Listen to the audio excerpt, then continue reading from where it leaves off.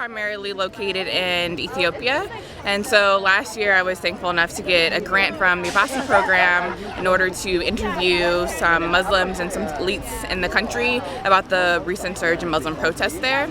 Basically, they were in direct reaction to the government cracking down on Islamic schools, and so lots of people crowded out, protested, and were kind of just forcing the government to recognize their status as a community group and trying to figure out why they're cracking down on their Islamic schools.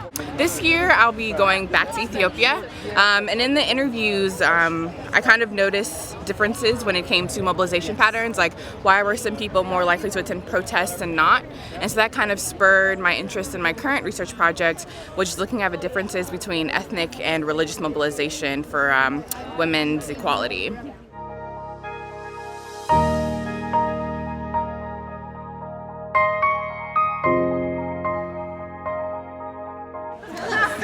So this summer I'll be heading to Morocco and Egypt to do some preliminary dissertation fieldwork. The topic is essentially urban spaces and how do governments deal with informal areas and like slums. And so the broader question is these spaces are exist kind of in this nebulous in between of legitimate and not legitimate. And I'm going to be doing some interviews and just sort of exploratory fieldwork and maybe some surveys and just talking to people to see what's happening on the ground in both Cairo and Casablanca, and I'm really looking forward just to really getting my hands dirty and thinking about the broader sort of picture of the places that I study.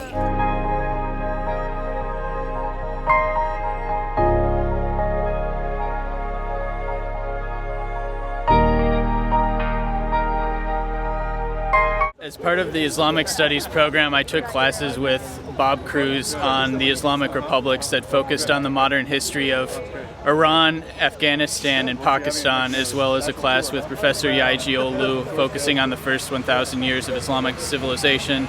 And I also took a Turkish class, both a reading Turkish class and a conversational Turkish class with Burcu Karahan. I enjoyed all three of the classes, especially Bob Cruz's class on the Islamic republics, which I thought did a very good job of combining the history of these three different countries and articulating why they continue to play such an important role in modern politics for us. My senior thesis was about this 15th century Persian poet, Jami, Abdurrahman Jami, who lived in the city of Herat.